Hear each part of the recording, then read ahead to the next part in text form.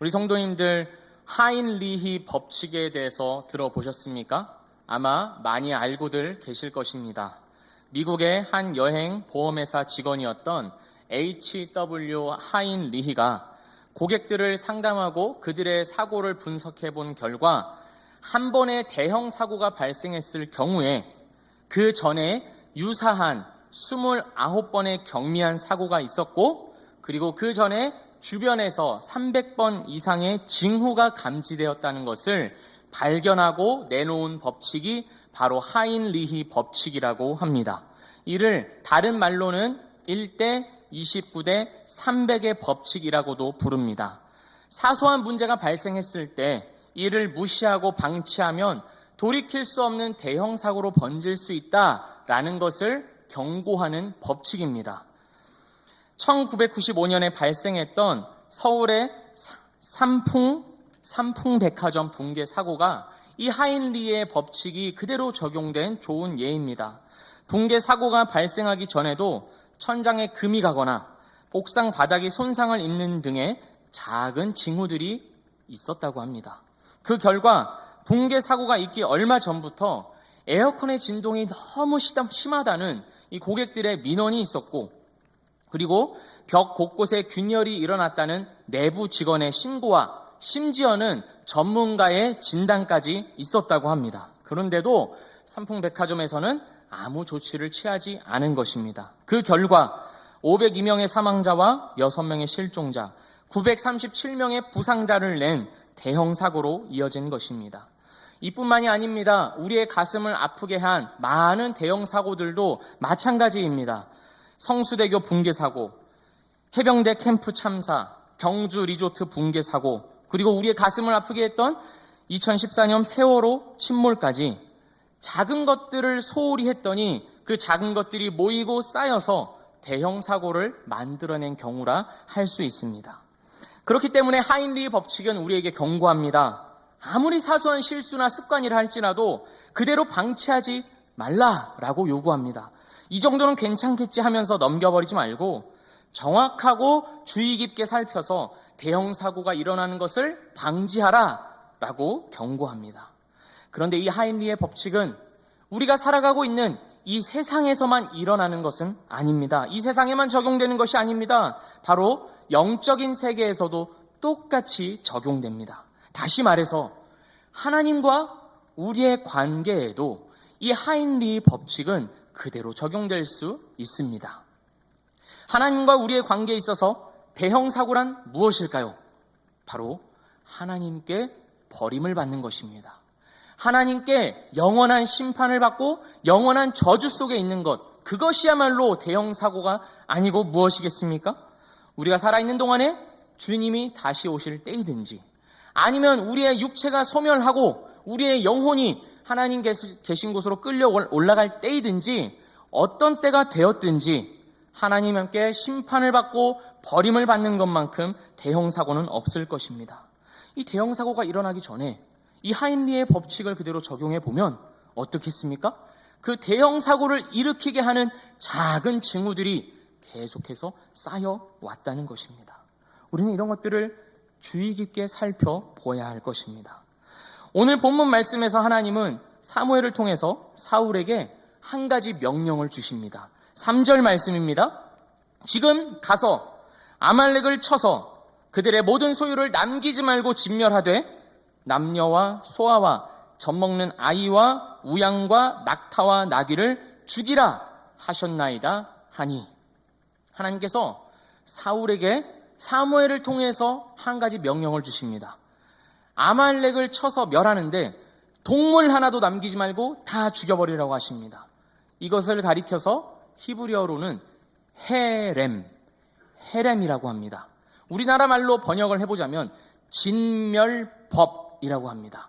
당시 고대근동 문화에서 이 진멸법은 아주 일반적인 것이었습니다. 한 민족이 한 민족을 공격할 때 작은 것 하나도 남겨버리지 않고 모두 멸하는 것, 이것이 바로 헤렘이었습니다.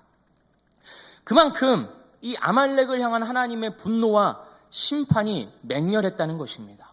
아말렉이 뭘 그렇게 잘못했을까요? 아말렉이 뭘 어쨌길래 하나님은 이 아말렉에 대해서 무서운 헤렘, 진멸법을 선포하시는 걸까요? 2절이 우리에게 말해줍니다. 15장 2절입니다. 아말렉이 이스라엘에게 행한 일, 곧 애굽에서 나올 때 길에서 대적한 일로 내가 그들을 벌하노니. 출애굽기를 살펴보게 되면 이스라엘 백성들이 출애굽을 해서 이제 어디로 갑니까? 광야로 들어갑니다.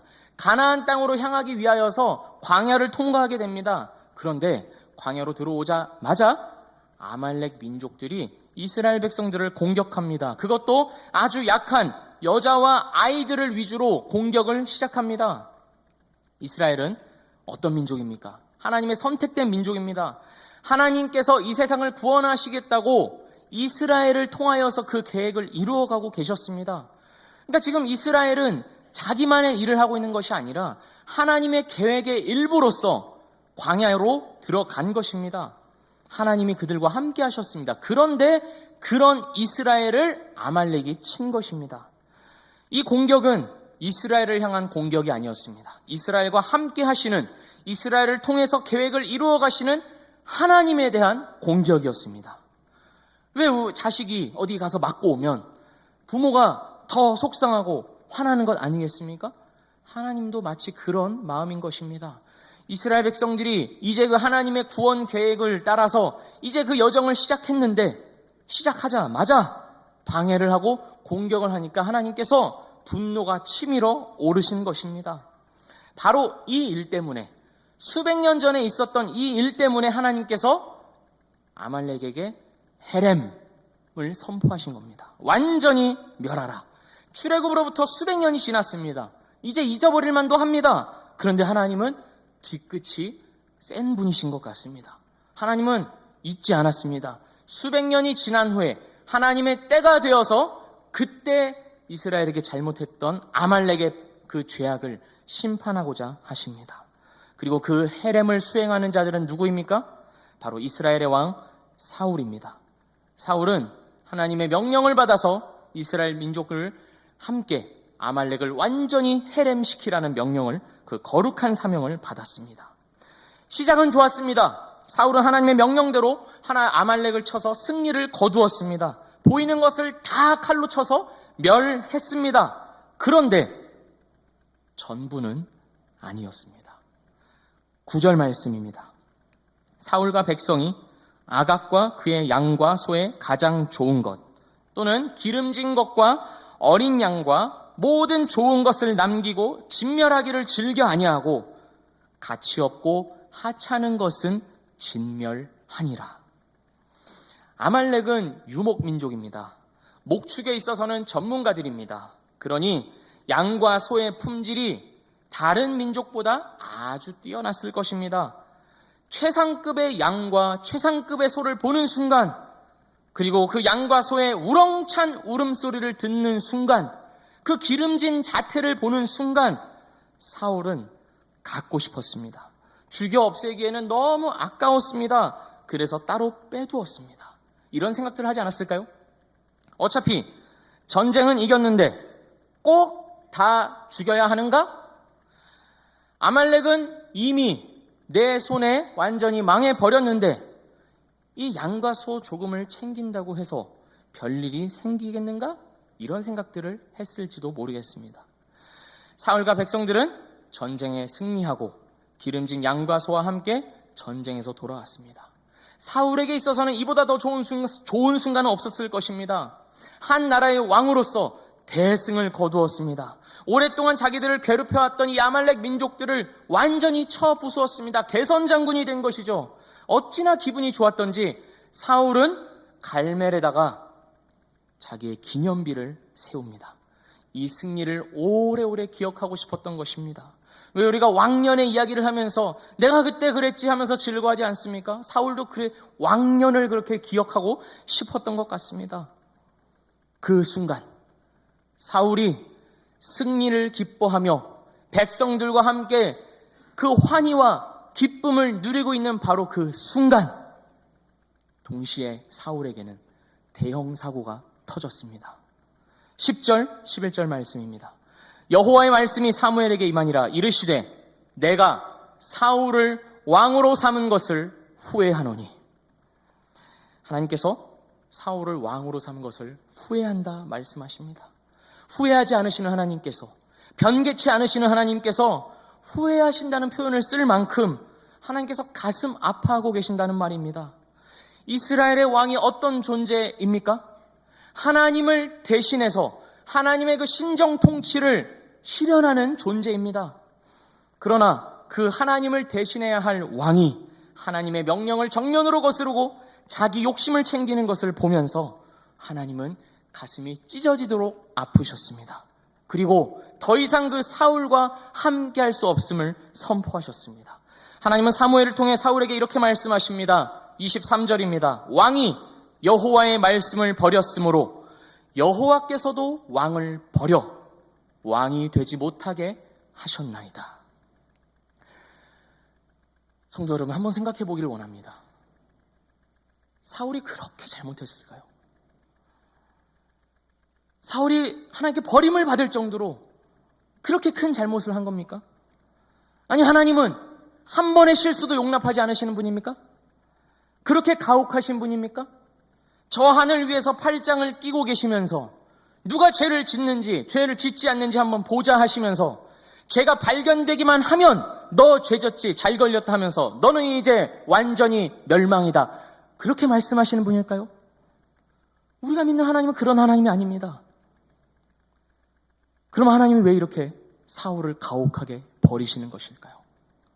사울이 하나님께 버림을 받는 이러한 대형 사고가 터지기 전까지는 하나의 전조 증상이 있었던 겁니다. 사무엘상 13장을 보면 사울이 블레셋과의 전쟁을 앞두고 있었습니다. 블레셋 군대가 해변에 모래처럼 많이 모였습니다. 이스라엘 백성들은 그 블레셋 군대를 보면서 두려워합니다. 자기들은 힘이 약한 걸 알기 때문에 두려워합니다. 그래서 백성들이 뿔뿔이 흩어지기 시작합니다. 사울은 이런 모습을 보면서 마음이 다급합니다. 어떻게 해서든 백성들을 고무시키고 사기를 올려서 전쟁을 치러야 하는데 뿔뿔이 흩어지고 있으니 미쳐버릴 노릇입니다. 그런데 전쟁을 시작할 수도 없습니다. 왜 그렇습니까? 전쟁을 시작하기 전에 사무엘이 와서 하나님께 제사를 드려야 했기 때문입니다. 번제를 하나님께 올려드린 후에 그때서야 전쟁을 치를 수가 있었습니다. 그래서 마냥 사무엘을 기다리고 있었던 겁니다. 근데 안 옵니다. 아무리 기다려도 안 옵니다. 오기로 한 때가 지났는데도 안 옵니다. 그래서 사울이 한 것이 무엇입니까? 제물을 갖고 와라. 내가 하나님께 제사를 드리겠다 하면서 자기가 하나님께 번제를 올려드립니다. 왕에게는 허락되지 않은 일입니다. 제사장만 할 수 있는 일입니다. 그런데 사울은 그 제사장의 직무가 마치 자기의 직무인 것처럼 행한 것입니다. 하나님의 법을 무시하고 자기 멋대로 행동한 것이죠. 이 일로 인해서 하나님은 사울의 나라가 오래가지 못할 것이라고 선포하십니다. 이러한 전조 증상이 사울에게 있었습니다. 하나님의 말씀을 우습게 여기고 하나님의 말씀에 따라 살지 않는 그 징후들이 이미 있었던 것입니다. 이 전조 증상의 특징이 무엇입니까? 하나님의 말씀을 자기식으로 해석하고 받아들인다는 것입니다. 하나님께서 원래 의도하셨던 대로 말씀을 듣는 것이 아니라 자기 좋을 대로 듣는다는 것입니다. 하나님의 말씀은 우리에게 좋은 말만을 하지 않습니다. 때로는 우리에게 아픈 말도 합니다. 왜냐하면 자식들이기 때문입니다. 하나님의 형상으로 만들어갈 존재들이기 때문입니다. 그래서 아픈 말도 하십니다. 우리의 죄악을 지적하기도 하십니다. 그러나 그런 것들은 싸그리 이쪽으로 나의 이 머리 한켠으로 그냥 치워놔버리고 한기로 흘려버리고 하나님은 나를 사랑하신다. 하나님은 나를 지키신다고 약속하셨다. 자기가 듣기 좋은 말만을 취급해서 자기만의 하나님을 섬기고 있는 것입니다. 사울이 지금 그랬던 것입니다. 사울을 한번 잘 보십시오. 사울이 하나님의 말씀을 완전히 무시해버리지 않았습니다. 하나님의 말씀은 다 틀렸다. 하나님이라는 분은 없다. 나는 그런 하나님 믿지도 않는다 하면서 완전히 어긋난 것이 아닙니다. 전쟁을 앞두고 하나님께 제사를 올려드렸습니다. 오늘 본문에서도 하나님의 말씀대로 아말렉을 쳐 부수었습니다. 겉으로 봐서는 아무 문제가 없어 보입니다. 하나님의 말씀을 다 지켜 행하는 것 같습니다. 그러나 하나님의 말씀, 하나님이 말씀하신 방법이 아니었던 겁니다. 제사장만 드릴 수 있었던 제사를 자기가 드렸고 완전히 멸했어야 할 아말렉의 양과 소를 남겨두어 자기 것으로 취했습니다. 자기가 좋을 대로만 말씀을 받아들인다는 것입니다. 그리고 쌓이고 쌓인 이 전조 증상들은 결국 하나의 특정한 모습을 만들어냅니다. 그것은 바로 죄를 인정하지 않는다는 것입니다. 하나님께 심판을 받아 멸망당하고 마는 죄인의 가장 두드러진 특징이 무엇입니까? 자기의 죄를 인정하지 않는다는 것입니다. 사울도 바로 그러한 모습을 보여줍니다. 사무엘은 하나님의 심판을 선포하기 위해 사울을 찾아갑니다. 그런데 사무엘을 본 사울이 이렇게 말합니다. 13절입니다. 사무엘이 사울에게 이른즉 사울이 그에게 이르되 원하건대 당신은 여호와께 복을 받으소서 내가 여호와의 명령을 행하였나이다 하니 사무엘이 묻지도 않았습니다. 그런데 사울이 먼저 나서서 내가 여호와의 명령을 다 행하였다고 말합니다. 그러자 사무엘이 이렇게 말하는 겁니다. 14절입니다. 그러면 내 귀에 들려오는 이 양의 소리와 내게 들리는 소의 소리는 어찌 됨이니까? 그러자 사울이 15절에서 뭐라고 말합니까? 사울이 이르되 그것은 무리가 아말렉 사람에게서 끌어온 것인데 백성이 당신의 하나님 여호와께 제사하려 하여 양들과 소들 중에서 가장 좋은 것을 남기며 그 외의 것은 우리가 진멸하였나이다 하는지라. 오늘 말씀 9절은 분명하게 사울과 백성이 다 같이 양을 취하였다고, 소를 취하였다고 기록하고 있습니다. 그런데 이제 와서 사울은 뭐라고 말합니까? 자신은 쏙 빼놓고 책임을 백성들에게 떠넘기는 것입니다. 자기는 잘못한 것이 없다는 겁니다. 또 하는 말이 무엇입니까? 제사를 위해서라고 합니다. 하나님에게 좋은 것을 바치기 위해서 따로 챙겨왔다는 것입니다. 명분은 참 좋지 않습니까? 죄를 짓는 사람은 명분은 늘 좋습니다. 하나님의 이름까지 들어가면 그 명분은 더욱 힘을 얻습니다. 정당성이 확보되는 것이죠. 그러나 결국은 누구를 위한 명분입니까? 하나님이 아니라 자기입니다. 자기를 위한 명분입니다. 사울은 사무엘에게 다시 한번 이렇게 항변합니다. 20절, 21절입니다. 사울이 사무엘에게 이르되 나는 실로 여호와의 목소리를 청종하여 여호와께서 보내신 길로 가서 아말렉 왕 아각을 끌어왔고 아말렉 사람들을 진멸하였으나 다만 백성이 그 마땅히 멸할 것 중에서 가장 좋은 것으로 길갈에서 당신의 하나님 여호와께 제사하려고 양과 소를 끌어왔나이다 하는지라. 끝까지 나는 잘못한 것이 없다는 겁니다. 하나님의 말씀을 내가 진짜로 듣고 순종했다고 믿고 있습니다. 다 하나님 말씀대로 했다. 다 죽이지 않았냐. 다만 백성이 하나님께 제사하려고 조금 가져왔는데 왜 그거 가지고 나한테 이러시는 겁니까? 이러고 있는 겁니다. 자기 죄를 인정하지 않고 끝까지 버티는 것. 이것이 바로 하나님의 영원한 심판을 받는 자들의 두드러지는 특징입니다. 나 이 정도면 충분히 잘했다고 생각하는 것입니다. 사무엘이 사울의 말을 듣다 못해 16절에서 이렇게 외칩니다. 가만히 계시옵소서. 우리말로는 아쉽게도 원래 의미가 충분히 드러나지 않습니다. ESV 성경이 원 의미를 잘 드러내고 있습니다. 스탑. 무슨 말입니까? 그만하라는 것입니다. 그만! 사울이 계속 항변하고 있습니다. 그만하십시오! 사무엘이 이렇게 사울에게 소리를 지르면서 외쳤을지도 모릅니다. 사울이 끊임없이 자기 변호를 하고 있으니 사무엘이 듣다 못해서 그만! 이렇게 외치는 겁니다. 하나님의 심정이 아니었을까요? 그만! 더 이상 듣기 싫다. 사울은 하나님 말씀 무시하기를 한두 번 한 것이 아닙니다. 그가 왕으로 세움을 받은 이후부터 사울은 변하기 시작했습니다. 하나님의 말씀을 지켜 행하기보다는 자기 권력과 자기 명예와 자기 재산과 자기 안전을 지키기에 힘썼습니다. 하나님의 말씀이라 할지라도 자기 생각과 다르면 과감하게 무시했습니다. 패싱했습니다. 그 모든 전조 증상의 원인이 어디에 있습니까? 우리가 잘 아는 너무나도 유명한 이 구절이 그 이유를 말해줍니다. 22절입니다. 순종이 제사보다 낫고 듣는 것이 수량의 기름보다 나으니. 사울은 듣지 않았습니다. 하나님의 말씀과 하나님의 뜻에 귀 기울이지 않았습니다. 관심이 없었습니다. 결국 사울은 어떠한 상태에 처하게 되었습니까? 하나님을 알지 못했습니다. 머리로는 알고 있습니다. 관습으로는 알고 있습니다. 그러나 하나님과는 아무런 관계가 없는 비극에 처하고 말았습니다. 하나님을 알지만 하나님을 몰랐던 것입니다. 자기만의 하나님을 만들어 놓고 자기 인생을 위한 하나님, 자기 왕권을 지키기 위한 하나님, 자기의 안정과 자기의 인생을 보호해 주시는 하나님, 그런 하나님을 신주단지 모시듯이 그렇게 하나님을 섬기고 있었던 겁니다.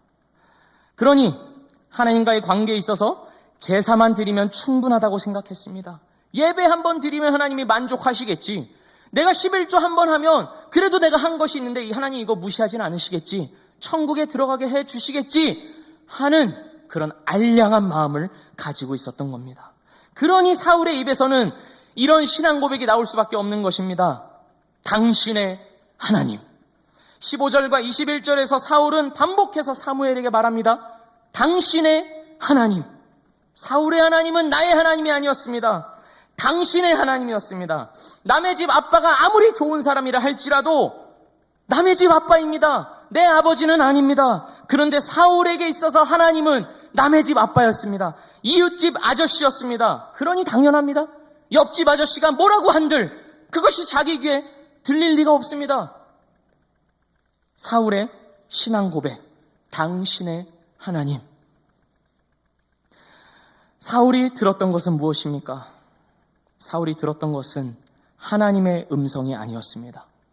사울이 듣고 있었던 것은 양과 소의 울음소리였습니다. 최고급 양과 기름진 소를 가지고 싶다는 자기 욕망의 울음소리를 듣고 있었습니다. 하나님 말씀 대신 너의 욕심을 섬기라고 하는 사탄의 울부짖음을 듣고 있었습니다.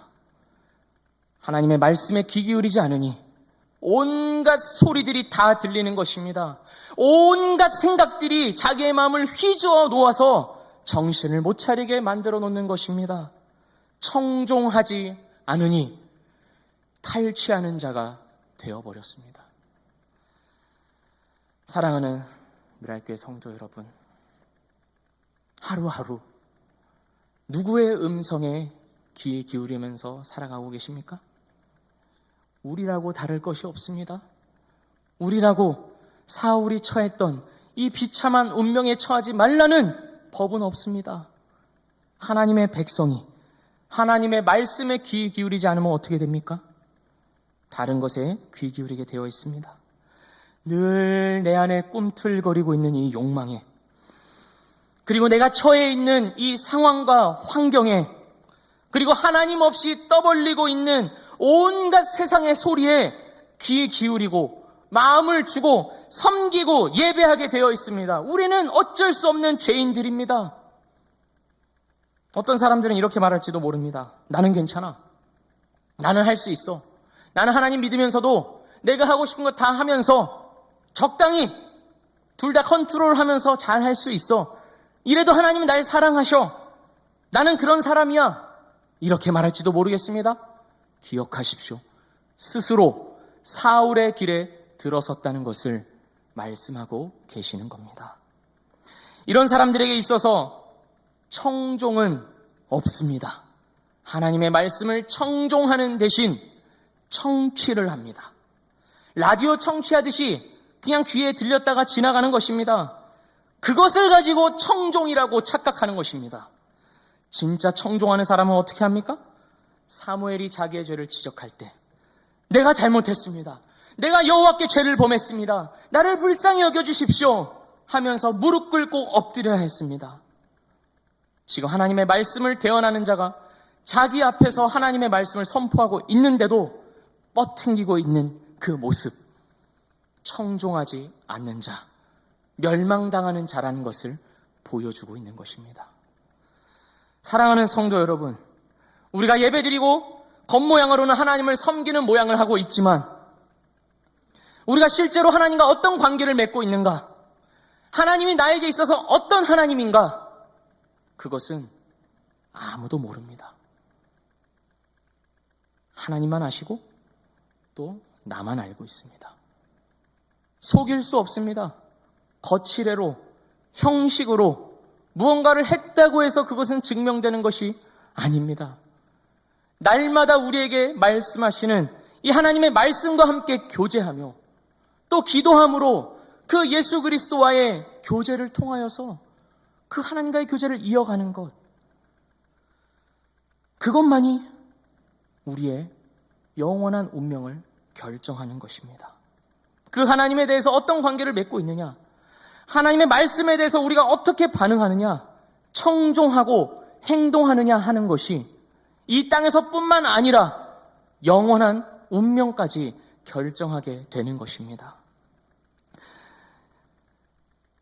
하나님께서 제사만 받으시면 좋아하실 것이라고 생각한다면 큰 착각을 하고 계신 겁니다. 주일에 한번 예배드리러 왔다가 나의 종교적 욕구를 채우고 돌아가는 것으로 만족한다면 뭔가 심각하게 잘못된 것입니다. 하나님을 사탕만 쥐어주면 좋아하는 그런 어린아이로 취급해버리는 심각한 죄악인 것입니다. 돈만 많이 갖다 바치면 좋아하고 축복해준다고 헛되이 약속하는 그런 우상과도 같은 하나님을 그렇게 취급해버리는 것입니다. 정작 내 삶에서, 일주일 동안의 나의 삶에서 하나님의 말씀대로 살아가고자 하는 일이 없다면, 어떻게든 하나님의 말씀 위에 서려고 하는 그런 청종의 자세가 없다면, 그냥 살아가고 있다면 우리는 사울의 길로 가고 있는 것입니다. 사랑하는 성도 여러분, 오늘 이 말씀이 우리에게 선포되고 있다는 것은 우리에게 아직 기회가 있다는 것인 줄 믿습니다. 하나님께서 아직 우리를 기다리고 계시고 마음을 돌이켜서 하나님께 청종하는 삶을 살라고 여전히 우리를 부르고 계시는 줄 믿습니다. 듣고 돌이켜서 하나님의 음성에 귀에 기울이는 삶을 살라고 하나님이 부르고 계십니다. 이것에 응답하심으로 사울의 길이 아니요, 하나님 앞에 하나님을 진정으로 섬기고 예배하고 사랑하고 즐거워하고 기뻐하는 이 생명의 길로 행하시는 우리 모든 성도님들 되시기를 주님의 이름으로 축복합니다. 다시 출애굽기로 돌아가서 이야기를 잠시 해보려고 합니다. 이스라엘 백성들은 홍해를 건넜습니다. 애굽으로부터 구원을 받은 것이죠. 이제는 노예가 아니요, 하나님의 백성으로서의 삶을 시작한 겁니다. 가나안 땅에 들어가서 그 땅을 정복하고 하나님의 백성으로서의 정체성을 드러내며 하나님의 그 구원 계획을 이루어가는 아주 중요한 사명을 이제 이스라엘이 감당해야 합니다. 그런데 홍해를 건너자마자 무슨 일이 일어났습니까? 아말렉이 이스라엘을 공격했습니다. 아까 전에 말씀드렸던 것처럼 하나님의 백성으로서의 삶을 시작하자마자 구원을 받은 이후 바로 그 즉시 그 하나님의 백성으로서의 삶을 무너뜨리고 방해하려는 세력이 나타난 것입니다. 하나님께서는 말씀에 기록되어 있듯이 이스라엘에게 승리를 주셨습니다. 모세가 두 손을 들고 기도하고 또 아론과 훌이 손이 내려가지 않도록 양옆에서 받치고 서 있었던 그 사건을 기억하시죠? 그 전쟁입니다. 그 전쟁이 끝난 후에 이스라엘 백성들이 아말렉을 향하여서 승리를 거둔 후에 하나님은 출애굽기에서 이렇게 말씀하십니다. 출애굽기 17장 14절입니다.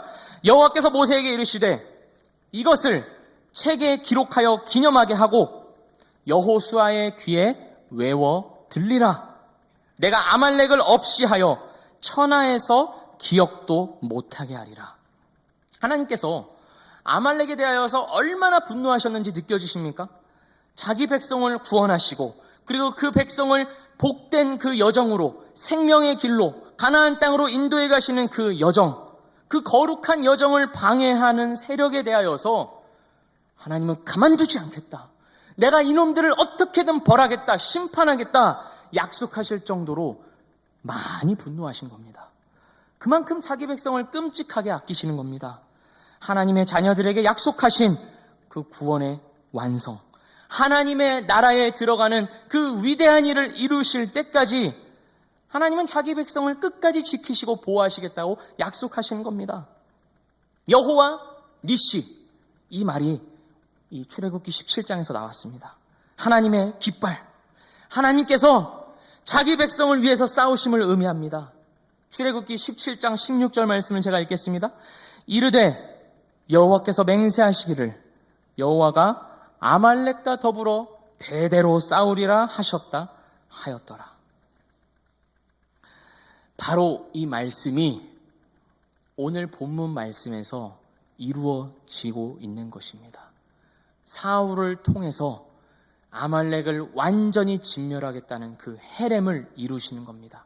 다시 말해서 하나님의 백성이 하나님의 백성으로서의 삶을 살아가는 데 있어서 방해하는 모든 죄악된 세력, 우리를 넘어지게 하고 우리를 힘겹게 하고 하나님을 바라보지 못하게 하는 그 모든 죄악들을 내가 철저하게 멸하고 파괴하겠다, 그 말씀을 선포하시는 겁니다. 사랑하는 우리 성도 여러분, 아말렉을 멸하고자 하시는 이 하나님의 헤렘, 완전히 진멸하고자 하시는 이 헤렘은 우리를 향한 하나님의 뜻입니다. 이게 무슨 말이죠? 하나님께서 우리를 멸하신다는 것인가요? 그런 것이 아닙니다. 예수 그리스도를 믿고 죄와 사망의 법에서 해방이 되어서 이제 하나님의 나라를 향하여서 가는 여정을 살아가는 우리, 이스라엘 백성들이 홍해를 건너고 구원을 받아서 이제 가나안 땅으로 가듯이 우리 역시 하나님의 나라로 가는 이 여정, 그러나 광야 생활을 하고 있는 이 여정 가운데 방해하는 모든 죄의 세력들을 내가 반드시 멸하겠다, 그것을 우리에게 명하시는 겁니다. 아말렉이 있습니다. 방해하는 세력이 있습니다. 하나님에 대한 신실한 마음을 가지지 못하게 하는 내 안에 죄가 있고 정욕들이 있고 유욕들이 있습니다. 죄된 자아가 있습니다. 사람이 구원받았다고 한순간에 변하는 것이 아닙니다. 여전히 죄의 뿌리가 남아 있습니다. 분명히 하나님의 자녀고 분명히 하나님의 백성이 되었지만 이 땅을 살아가는 동안은 어쩔 수가 없습니다. 죄된 육신의 지배를 받고 있기에 늘 넘어집니다. 그러나 그 죄에 대하여서 하나님은 헤렘을 선포하셨습니다. 내가 끝까지 멸하겠다, 완전히 없애기까지 하겠다. 그리고 그 헤렘에 우리를 동참시키시는 겁니다. 하나님이 알아서, 하나님이 혼자서 다 하시는 것이 아니라 우리가 살아가고 있는 이 땅 가운데서, 우리가 마주하고 있는 이 삶의 현실에서 늘 받는 유혹과 늘 넘어지게 하는 그 죄 속에서 너도 싸워라, 내가 함께 할 테니까 너도 싸워라, 이 헤렘을 성취해라, 하나님의 거룩한 백성으로 지어져라 하는 것을 우리에게 명령하시는 겁니다. 자아중심성, 이기심, 사랑 없음, 음란함, 투기심, 질투하는 마음, 미워하는 마음, 분노, 그 모든 것들 헤렘을 선포하셔서 내가 너를 거룩한 백성으로 만들어 가시겠다고 하시는 겁니다. 우리로서는 할 수 없습니다. 우리가 어떻게 할 수 있겠습니까? 그러나 하나님께서 우리 안에 행하시겠다고 약속하셨습니다. 그러니 우리는 힘겹더라도 이 길을 가야 하는 것입니다. 이미 십자가에서 죄와 사망을 이기시고 승리하신 그 예수 그리스도의 십자가를 매일같이 붙잡으면서 주님, 오늘도 내가 헤렘을 성취하며 살아가게 하여 주시옵소서. 주님, 내가 오늘도 주님을 닮은 거룩한 형상으로 지어져 가게 하여 주시옵소서.